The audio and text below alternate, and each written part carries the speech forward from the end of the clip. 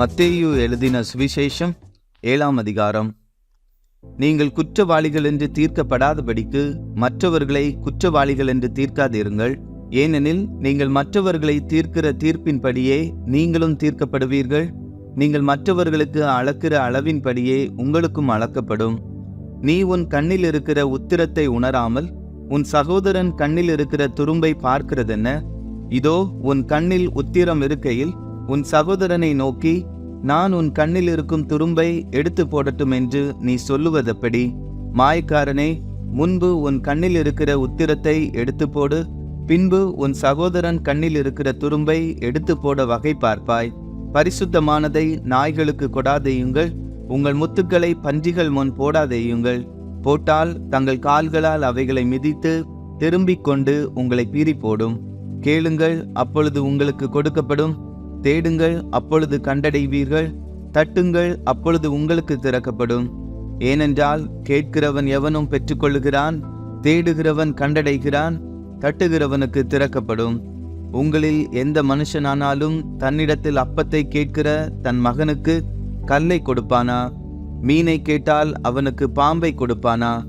ஆகையால் பொல்லாதவர்களாகிய நீங்கள் உங்கள் பிள்ளைகளுக்கு நல்ல ஈவுகளை கொடுக்க அறிந்திருக்கும் போது பரலோகத்தில் இருக்கிற உங்கள் பிதா தம்மிடத்தில் வேண்டிக் கொள்ளுகிறவர்களுக்கு நன்மையானவைகளை கொடுப்பது அதிக நிச்சயம் அல்லவா?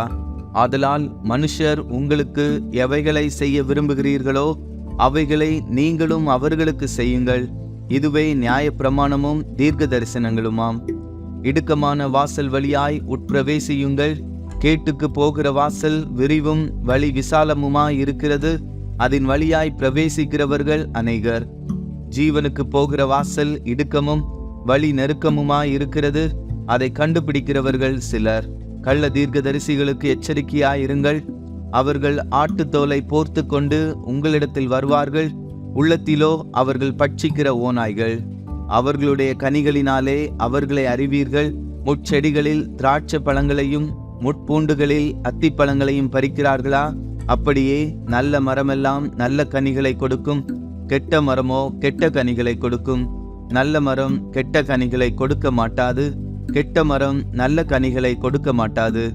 நல்ல கனி கொடாத மரமெல்லாம் வெட்டுண்டு அக்கினியிலே போடப்படும். ஆதலால் அவர்களுடைய கனிகளினாலே அவர்களை அறிவீர்கள். பரலோகத்தில் இருக்கிற என் பிதாவின் சித்தத்தின்படி செய்கிறவனே பரலோக ராஜ்யத்தில் பிரவேசிப்பானே அல்லாமல் என்னை நோக்கி கர்த்தாவே கர்த்தாவே என்று சொல்லுகிறவன் அதில் பிரவேசிப்பதில்லை. அந்நாளில் அநேகர் என்னை நோக்கி, கர்த்தாவே கர்த்தாவே, உமது நாமத்தினாலே தீர்க்க தரிசனம் உரைத்தோம் அல்லவா? உமது நாமத்தினாலே பிசாசுகளை துரத்தினோம் அல்லவா? உமது நாமத்தினாலே அநேக அற்புதங்களை செய்தோம் அல்லவா என்பார்கள். அப்பொழுது நான், ஒரு காலம் உங்களை அறியவில்லை, அக்கிரம செய்கைக்காரரே, என்னை விட்டு அகன்று போங்கள் என்று அவர்களுக்கு சொல்லுவேன். ஆகையால் நான் சொல்லிய இந்த வார்த்தைகளை கேட்டு இவைகளின்படி செய்கிறவன் எவனோ அவனை கன்மலையின் மேல் தன் வீட்டை கட்டின புத்தியுள்ள மனுஷனுக்கு ஒப்பிடுவேன். பெருமழை சொரிந்து பெருவெள்ளம் வந்து காற்று அடித்து அந்த வீட்டின் மேல் மோதியும் அது விழவில்லை, ஏனென்றால் அது கன்மலையின் மேல் அஸ்திபாரம் போடப்பட்டிருந்தது. நான் சொல்லிய இந்த வார்த்தைகளை கேட்டு இவைகளின்படி செய்யாதிருக்கிறவன் எவனோ அவன் தன் வீட்டை மணலின் மேல் கட்டின புத்தியில்லாத மனுஷனுக்கு ஒப்பிடப்படுவான். பெருமழை சொரிந்து பெருவெள்ளம் வந்து காற்று அடித்து அந்த வீட்டின் மேல் மோதின போது அது விழுந்தது, விழுந்து முழுவதும் அழிந்தது என்றார். இயேசு இந்த வார்த்தைகளை சொல்லி முடித்த போது அவர் வேத பாரகரை போல போதியாமல் அதிகாரமுடையவராய் அவர்களுக்கு போதித்தபடியால் ஜனங்கள் அவருடைய போதகத்தை குறித்து ஆச்சரியப்பட்டார்கள்.